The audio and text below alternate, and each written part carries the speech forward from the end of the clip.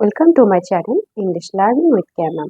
তো আগের ক্লাসগুলোতে আমি টেন্সের ওপর অনেকগুলো ভিডিও দিয়েছি অলরেডি, যেখানে প্রেজেন্ট টেন্স এবং পাস্ট টেন্সের 8টা ভাগ সেগুলো কিন্তু সেখানে দিয়ে দেওয়া আছে, তো তোমরা সেগুলো দেখে নিতে পারো। এবং আজকে আমি ফিউচার টেন্সের যে 4টে ভাগ আছে, future indefinite, future continuous, future perfect এবং ফিউচার পারফেক্ট কন্টিনিউয়াস, এই 4টে টেন্সের ওপরই একটা ভিডিওতে সম্পূর্ণটা কমপ্লিট করব। তো দেখো, ফিউচার টেন্স নিয়ে আমাদের অনেকের মধ্যে কনফিউশন থাকে, কারণ আমরা বেশিরভাগ ইউজ দেখি ফিউচার ইনডেফিনিটের। ফিউচার কন্টিনিউয়াস পারফেক্ট এবং ফিউচার পারফেক্ট কন্টিনিউয়াসের ব্যবহার অতটা দেখা যায় না। তবে আমাদের জেনে রাখাটা উচিত, কারণ যদি তোমরা এগুলোর ব্যবহার করতে পারো কোনো রাইটিং এর মধ্যে বা কোথাও, তাহলে সেটা খুব ভালো মানের হয় আর কি।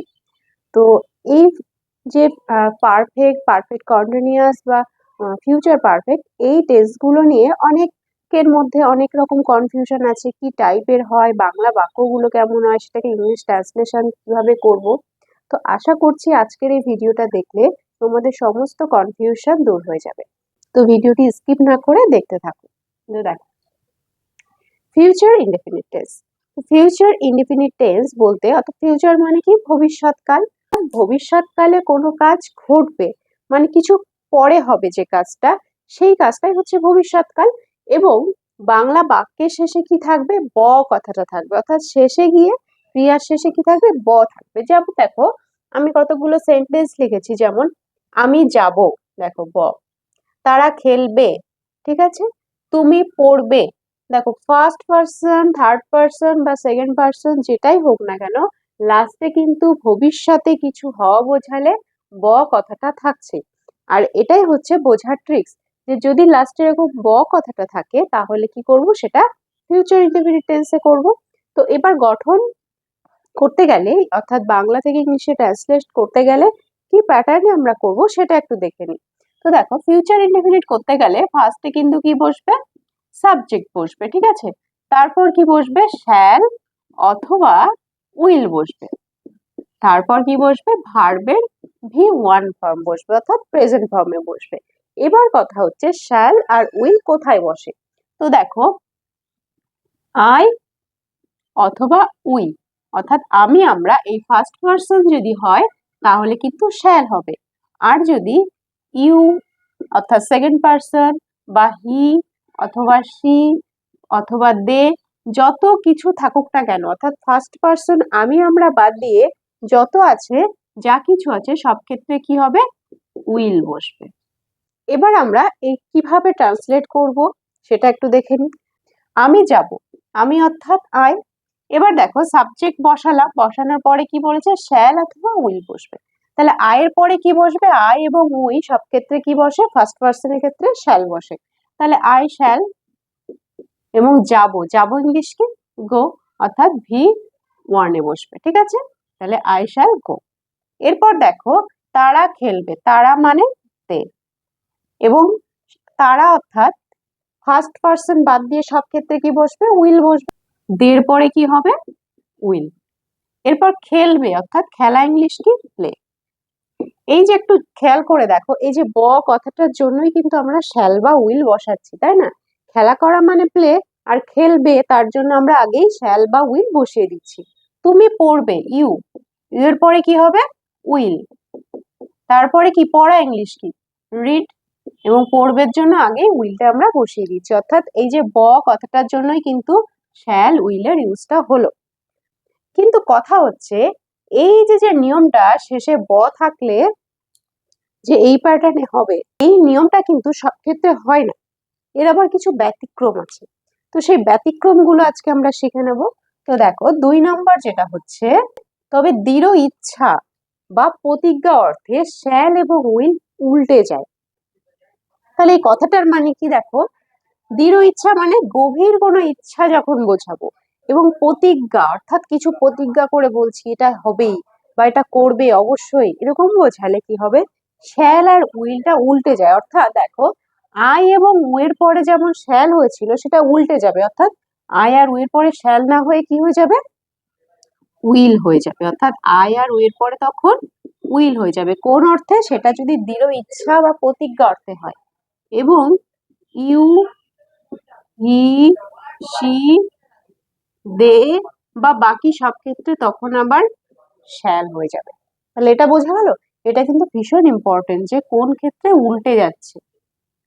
দেখো, তাহলে আমি কয়েকটা সেন্টেন্স লিখেছি। আমি বাড়ি যাবই, এটা যেমন ছিল আমি যাব, তাহলে আই শ্যাল হচ্ছিল, তাই না? তাহলে আমি বাড়ি যাবই হওয়ার জন্য এই রস্যই কথাটা দিয়ে দেখো একটা দৃঢ় ইচ্ছা, মানে গভীর কিছু একটা ইচ্ছা বোঝাচ্ছি, মানে এটা হবেই। এই রস্যইটার জন্য দেখো অনেকটা সেন্টেন্সের মাত্রাটা পাল্টে গেল, তাই না? তখন কি হয়ে যাবে, আই শ্যাল না হয়ে যাবে উইল, কারণ উল্টে যাবে বলেছে। তারপরে গো হোম। ঠিক আছে, এটার মানে কিন্তু বোঝাচ্ছে আমি বাড়ি যাবই। আর যদি শুধু বলতাম আই শ্যাল গো হোম, তার মানে হচ্ছে আমি বাড়ি যাব। এই রস্যই কথাটা দিয়ে কথাটার উপর জোর বোঝালাম। সে কাজটি অবশ্যই করবে। যদি অবশ্যই না কথাটা না থাকতো তাহলে কি হতো, সে কাজটি করবে। একটা নর্মাল বাক্য যেমন ফিউচার ইন্ডিপেন্ডেন্ট হয় সেভাবে হতো, হির পরে কি হতো, উইল হতো। স্বাভাবিকভাবে যে নিয়মটা, হির পরে উইল। কিন্তু এই অবশ্যই কথাটা দিয়ে বোঝাচ্ছে যে কাজটা হবেই, বাধ্যতামূলক। সেই জন্য কি হয়ে যাবে, হি তখন শ্যাল হয়ে যাবে। Shall do the work. তাহলে বোঝা গেল আশা করি যে হির পরে যদি উইল দিতাম তাহলে কিন্তু সেন্টেন্সটার মানে হয়ে যেত সে কাজটি করবে। কিন্তু যেই বোঝাচ্ছি কোনো সেন্টেন্সে যে he shall do the work, তার মানে হচ্ছে সে কাজটি অবশ্যই করবে বা সে কাজটি করবেই, এরকম একটা কথা। ঠিক আছে, আর একটা নিয়ম আছে, সেটা হচ্ছে কি, এটাকে তোমরা বলতে পারো ব্যতিক্রম নিয়মের মধ্যে পড়ে ফিউচার ইনডেফিনিট টেন্সে। সেটা কি, যখন নিকট ভবিষ্যতে কোনো কাজের পরিকল্পনা বা পূর্ব নির্ধারণ হয়ে থাকে, অর্থাৎ সেটা কি প্রি প্ল্যান্ড, অর্থাৎ তুমি আগে থেকে কিছু প্ল্যান করে রেখেছো বা সময় নির্ধারণ করে রেখেছো যে ওই সময়ই করবে, তখন কিন্তু ফিউচার ইনডেফিনিটে না হয়ে সেই টেন্সটা কোন টেন্সে করতে হবে, প্রেজেন্ট কন্টিনিউয়াস টেন্সে। তাহলে একটু দেখি, দেখো এই ধরনের বাক্য যেমন আমি একটা লিখেছি, আমি আজ রাতে সিনেমা দেখতে যাব। তো দেখো আমি কিন্তু যদি শুধু বলতাম আমি সিনেমা দেখতে যাব, সেটা কিন্তু কোনো প্রি প্ল্যান বোঝাতো না সেই কথাটার দ্বারা। কিন্তু যেই আমি বলে দিলাম আমি আজ রাতে সিনেমা দেখতে যাব, তার মানে বোঝাচ্ছে আমি কিন্তু আগে থেকে পরিকল্পনা করে রেখেছি, প্ল্যান করে ফেলেছি যে আজকে রাতেই যাব। তো এই ক্ষেত্রে কিন্তু আর ফিউচার ইনডেফিনিট হবে না।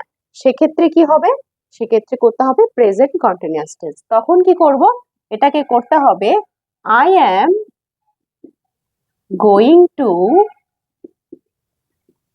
Watch a movie. কখন যাব, আজ রাতে, tonight. Tonight means আজ রাত।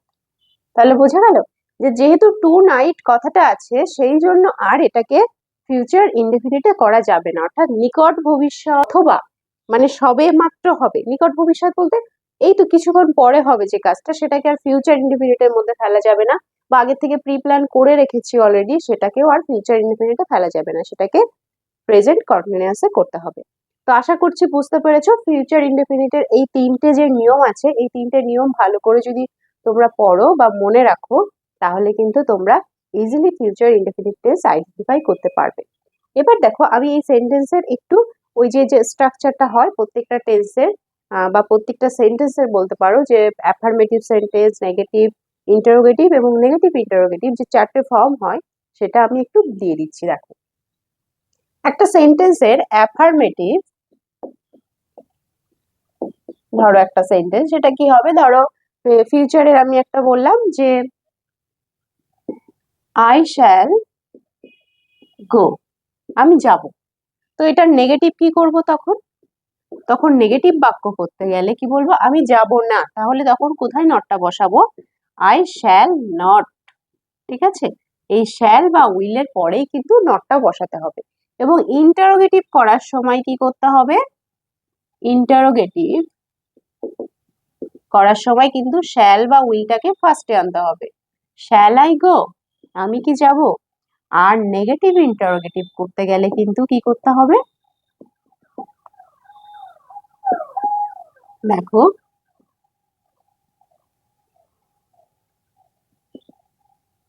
তখন শ্যালটা যেহেতু আগেই থাকবে কারণ ইন্টারোগেটিভ আছে কথাটার মধ্যে, শ্যাল আই নট গো, আমি কি যাব না। তো এইভাবে কিন্তু সেন্টেন্স প্যাটার্ন গুলো করতে হবে। তাহলে এবারে আমরা চলে আসি ফিউচার কন্টিনিউয়াস টেন্স।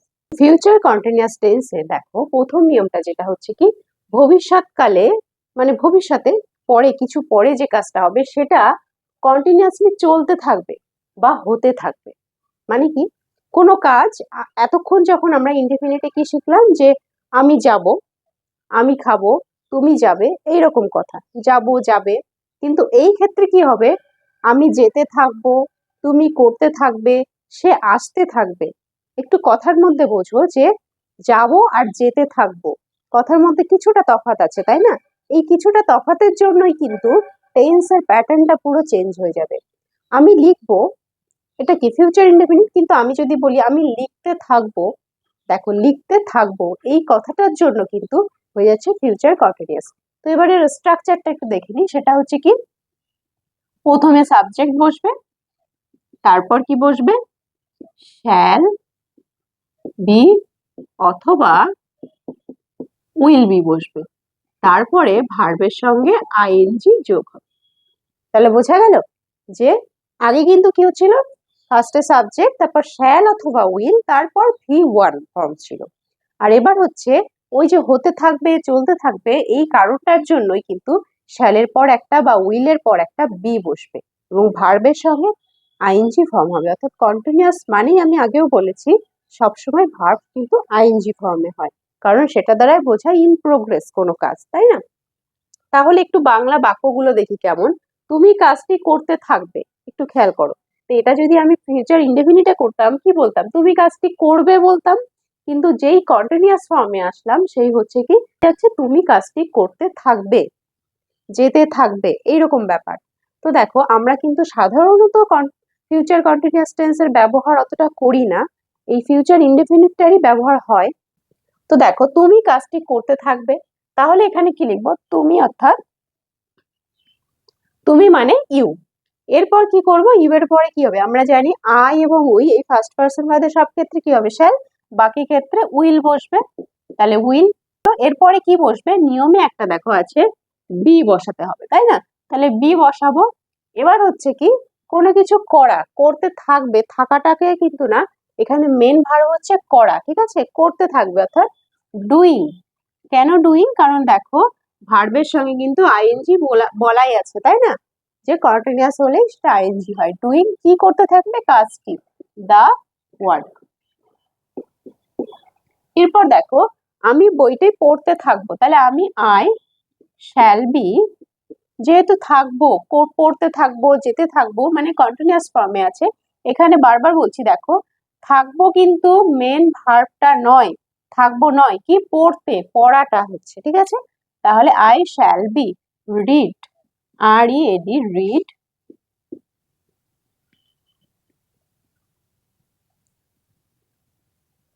পড়তে থাকবো, পড়া অর্থাৎ রিডিং, ঠিক আছে? রিডিং কি পড়তে থাকবো, বই, দা বুক বা এ বুক, ঠিক আছে? তারপর তারা খেলতে থাকবে না, আমি দেখো এখানে একটা নেগেটিভ দিয়েছি, কারণ নেগেটিভ কিভাবে ইউজ করতে হবে সেন্টেন্সে সেটাও আমি দেখাবো, ভালো করে দেখবে। দেখো তারা অর্থাৎ দে, এরপর কি আছে, খেলতে থাকবে না, নাটা এখন মাথায় রাখার দরকার নেই, না এর ব্যবহারটা পরে করছি। আগে দেখি অক্সিলারি ভার্বটা কি বসাই, দের পরে কি বসাবো, সেটা হচ্ছে উইল বসাবো, কারণ আই উই বাদ দিয়ে সব ক্ষেত্রে উইল। এরপরেই হচ্ছে ব্যাপারটা, এই যে না কথাটা আছে তার জন্য একটা নট নিয়ে চলে আসতে হবে, ঠিক আছে? উইল নট, তারপরে বি বসাতে হবে। এই জায়গাটা ভীষণ ইম্পর্টেন্ট যে নটটা কোথায় বসাবো। অনেক ক্ষেত্রেই ভুল হয়ে যেতে পারে যে উইল নট টা না বসিয়ে উইল বি নট করে ফেলতে পারি আমরা ভুল করে, কিন্তু সবসময় মনে রাখবে বি ভার্বটার আগেই নটটা বসাতে হবে, ঠিক আছে? তারপরে হচ্ছে খেলা করা, খেলতে থাকবো, থাকবোটা ভাবার দরকার নেই, খেলতে, খেলাটাই হচ্ছে মেন ভার্ব, তাহলে প্লেইং। তাহলে এই নেগেটিভ সেন্টেন্স হলে এটা কিন্তু ভীষণ ইম্পর্টেন্ট। তো আমি এটাকে স্টার দিয়ে রাখছি, কারণ এই জায়গাটাতেই ভুলটা হয়, দে উইল বি নট করে ফেলি অনেক ক্ষেত্রে ভুল করে, কিন্তু এই বিটা কিন্তু নটের পরে গিয়ে বসবে, এটা একটু মাথায় রাখতে হবে। এরপর দেখো 2 নম্বর একটা নিয়ম আছে, সেটা কি, অনেক ক্ষেত্রে দেখা যায় ভবিষ্যতে আমরা একসঙ্গে দুটো কাজ করি, অর্থাৎ একটা শেষ হতেই আর একটা হচ্ছে, অর্থাৎ কোনো দুটো কাজ চলছে তার মধ্যে একটা কন্টিনিউয়াসলি চলছে আর একটা সবে শেষ হয়েছে এরকম।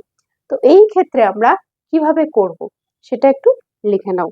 তো 2 নম্বর নিয়মটা দেখো, ভবিষ্যতে যদি দুটি কাজ হয় তাহলে যে কাজটি তোমার আগে হয়ে গেছে, ঠিক আছে, যেটা দুটো কাজের মধ্যে যেটা আগে হয়ে গেছে সেটা হয়ে যাবে প্রেজেন্ট ইনডেফিনিট, এবং যেটা পরে হবে, পরে মানে কি, যেটা পরবর্তীতে ভবিষ্যতে হবে, দুটো ভবিষ্যতের কাজ, কিন্তু দুটোর মধ্যে যেটা তোমার পরে হবে সেটা হচ্ছে ফিউচার কন্টিনিউয়াস হবে, এবং আগেরটা ঠিক মানে যেটা পরে হলো ঠিক তার আগে যে কাজটা হয়ে গেছে সেটা হচ্ছে প্রেজেন্ট ইনডেফিনিটে করতে হবে।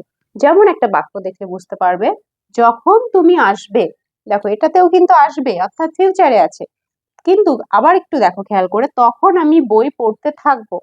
তাহলে এই দুটো বাক্য আছে, আমি বই পড়তে থাকবো আর যখন তুমি আসবে, এই দুটোর মধ্যে একটু খেয়াল করো কোনটা পরে হচ্ছে। তুমি আসবে তারপরেও কিন্তু আমি বই পড়তে থাকবো, তার মানে পরে গিয়ে কিন্তু এটা হচ্ছে, তাই না?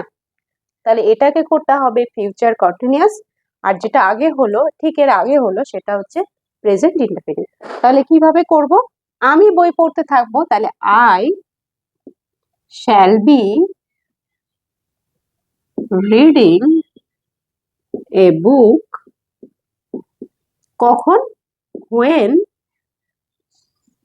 ইউ, তুমি আসবে, কাম, সাবজেক্ট প্লাস ভিউ ওয়ান, তাই তো? তাহলে বোঝা গেল যে এরকম যদি আবার থাকে যে ফিউচার কন্টিনিউয়াসই বোঝাচ্ছে পড়তে থাকবো, কিন্তু আবার তার সঙ্গে আরেকটা যুক্ত আরেকটা সেন্টেন্স আছে, কি, যখন তুমি আসবে তখন আমি বই পড়তে থাকবো, এই ক্ষেত্রে যে কাজটা পরে হবে, পরে গিয়ে হচ্ছে, যেহেতু এটা পরে গিয়ে হচ্ছে সেটা হয়ে যাবে ফিউচার কন্টিনিউয়াস, আর আগেরটা কিন্তু আর ফিউচারে থাকবে না, কথাটার মধ্যে আসবে অর্থাৎ ফিউচার বোঝালেও আর ফিউচারে করা যাবে না, কিসে করতে হবে, প্রেজেন্ট ইনডেফিনিট। তবে হ্যাঁ, এরও একটা ব্যতিক্রম আছে, সেটা কি, সেটা হচ্ছে দুটি কাজ একসঙ্গে হচ্ছে এবং সেই দুটি কাজের মাঝখানে একটা কনজাংটিভ ওয়ার্ড আছে, অর্থাৎ কিলিংকার হিসাবে থাকবে অ্যান্ড, বাট, অর, কিন্তু, এবং, অথবা এরকম যদি লিঙ্কার থাকে দুটো বাক্যের মধ্যে, তাহলে কিন্তু আবার দুটোকেই ফিউচারে করা যাবে, সেটা একটু দেখে নিই আমরা। সেটা হচ্ছে 3 নম্বর নিয়ম, দেখো।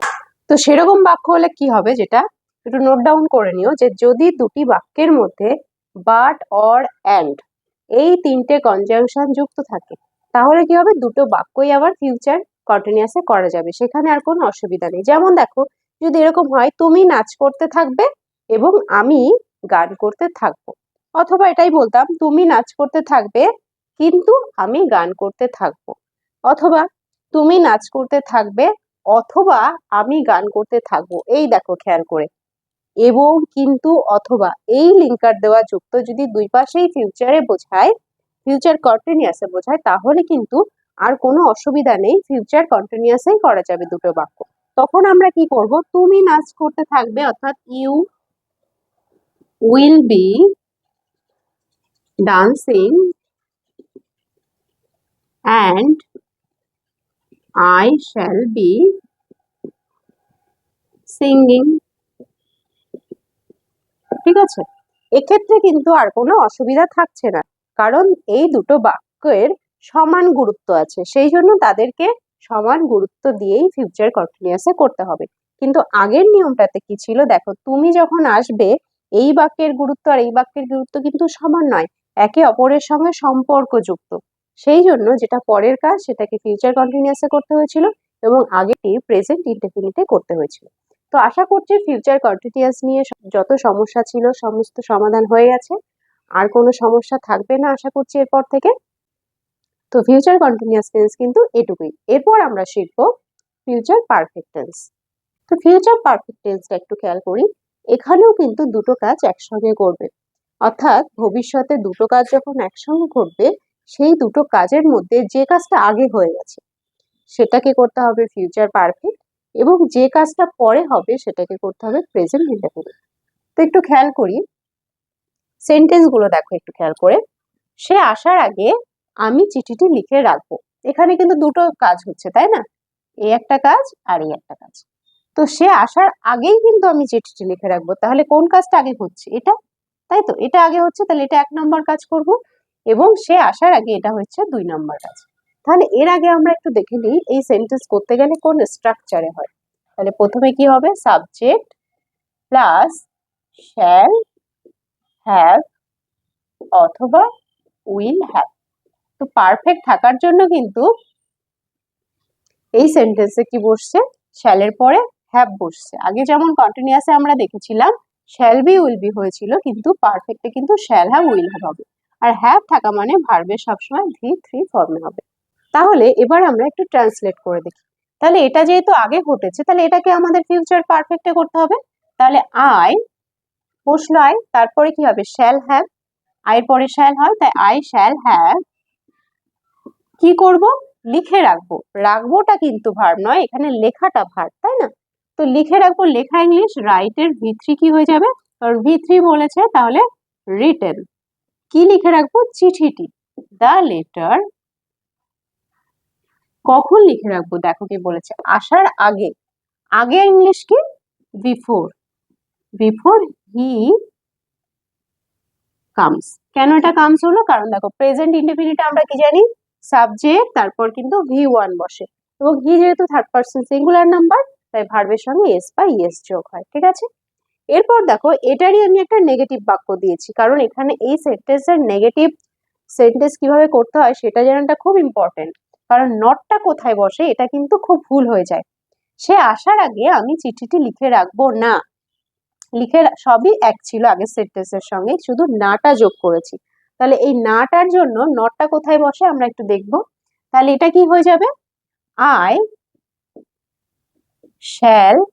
এবার হচ্ছে দেখো আগের সেন্টেন্সে আমরা কি দেখেছিলাম, শ্যাল নট বি হয়েছিল কন্টিনিউয়াসে, তাই না? কিন্তু এক্ষেত্রে কি হবে, এখানে কিন্তু শ্যাল নট হ্যাভ হবে না, হয়ে যাবে শ্যাল হ্যাভ নট। ঠিক আছে, হ্যাভটা বসবে, তারপরে গিয়ে নট হবে।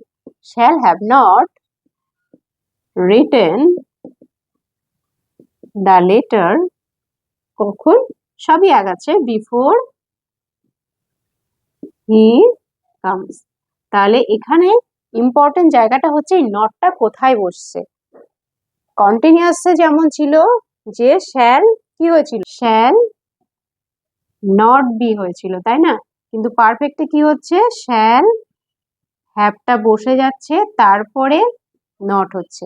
তাহলে নটের পজিশন কিন্তু সব সময় আলাদা আলাদা রকম হচ্ছে, শ্যালের পরেই যে বারবার হবে এমন নয়, ঠিক আছে। টেন্স ওয়াইজ নটটা কিন্তু ভ্যারি করছে কোথায়। তো এই টেন্সের এটাই নিয়ম। আসলে এই টেন্সগুলোর ব্যবহার অতটা হয় না। এরপর আমরা শিখবো আজকে লাস্ট, যেটা ফিউচার পারফেক্ট কন্টিনিউয়াস টেন্স। তো পারফেক্ট কন্টিনিউয়াস টেন্স মানে একটু খেয়াল করে একটু মনে করে দেখো, যে প্রেজেন্ট পারফেক্ট কন্টিনিউয়াস টেন্সে আমরা কি করেছিলাম, যে কোনো কাজ কিছু নির্দিষ্ট সময় ধরে চলছে, তাই না, এরকম চলছে বোঝাচ্ছে, তখন কিন্তু প্রেজেন্ট পারফেক্ট কন্টিনিউয়াস টেন্স হয়েছিল। তো ফিউচার পারফেক্ট কন্টিনিউয়াসেও সেম সেরকমই, কোনো কাজ ভবিষ্যতে কিছু নির্দিষ্ট সময় ধরে চলতে থাকবে, তাহলেই কিন্তু কি হয়ে যাবে, সেটা ফিউচার পারফেক্ট কন্টিনিউয়াস টেন্স। তো দেখো ভবিষ্যতে যখন কোনো কাজ নির্দিষ্ট সময় ধরে চলতে থাকবে, এরকম বোঝানো আমি দুটো সেন্টেন্স লিখেছি, একটু খেয়াল করো। আগামী জুন পর্যন্ত আমরা এই বিদ্যালয়ে পড়তে থাকবো। তো কি পড়তে থাকবো অর্থাৎ কন্টিনিউয়াস ফর্মে আছে, এবং একটা নির্দিষ্ট সময় আছে, কোন সময়, সেটা হচ্ছে আগামী জুন পর্যন্ত। আবার দেখো বলেছি 5 বছর ধরে সে এই বাড়ি বাস করতে থাকবে। ঠিক এই টাইপের যে সেন্টেন্স গুলো হয়, অর্থাৎ দেখো সে বাস করতে থাকবে, এটাও কন্টিনিউয়াস, সে থাকবে এবং কত সময় ধরে থাকবে তার একটা নির্দিষ্ট ডিউরেশন আছে, 5 বছর ধরে থাকবে। অর্থাৎ ভবিষ্যতে যখন কোনো কাজ নির্দিষ্ট সময় ধরে সেটা চলতে থাকবে, ইন প্রোগ্রেসে থাকবে, তাহলে সেটা ফিউচার পারফেক্ট কন্টিনিউয়াস থাকবে। এবং যদি এই 5 বছর বা আগামী জুন পর্যন্ত এইগুলোকে বাদ দিয়ে দাও তুমি সেন্টেন্স থেকে, আমরা এই বিদ্যালয়ে পড়তে থাকবো, তাহলে কিন্তু তখন সেটা হয়ে যাবে ফিউচার কন্টিনিউয়াস টেন্স। আবার এটা যদি বলি সে এই বাড়ি বাস করতে থাকবে, সেটাও ফিউচার কন্টিনিউয়াস টেন্স।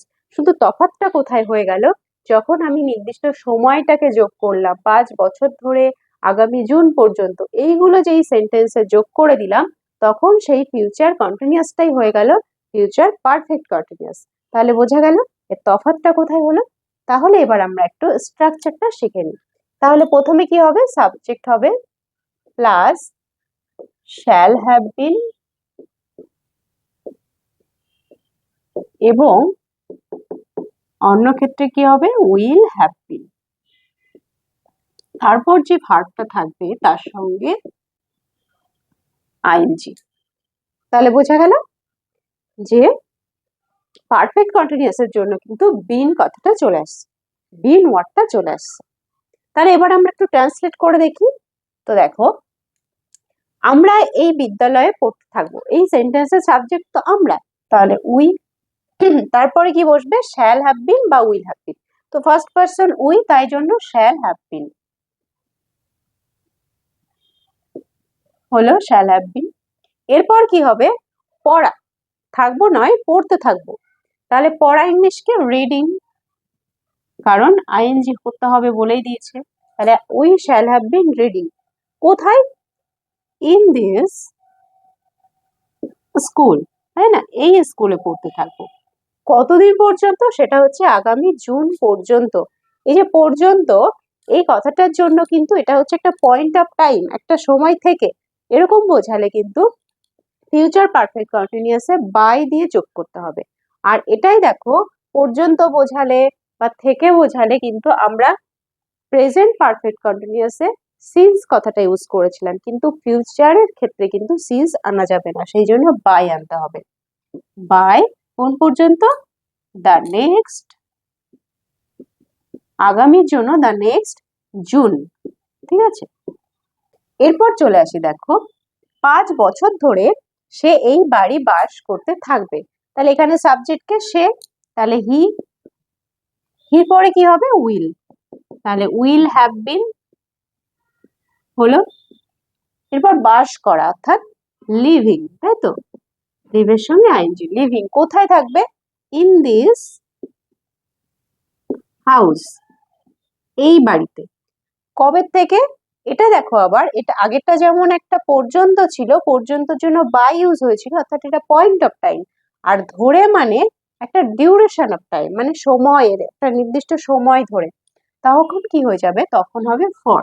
তাহলে ডিউরেশন অফ টাইম হলে কিন্তু ফর হয়, আর পয়েন্ট অফ টাইম হলে কি হয়, বাই হয়ে যায়।